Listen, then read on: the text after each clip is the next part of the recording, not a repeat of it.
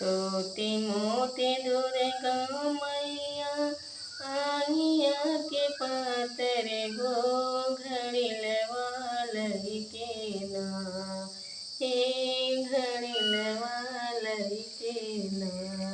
सागर पनिया भर जली, हे घड़िल वालई के ना।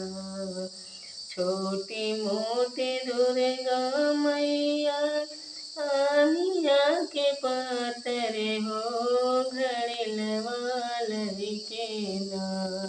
सागर पनिया भर जली, हे घड़िल वालई के ना।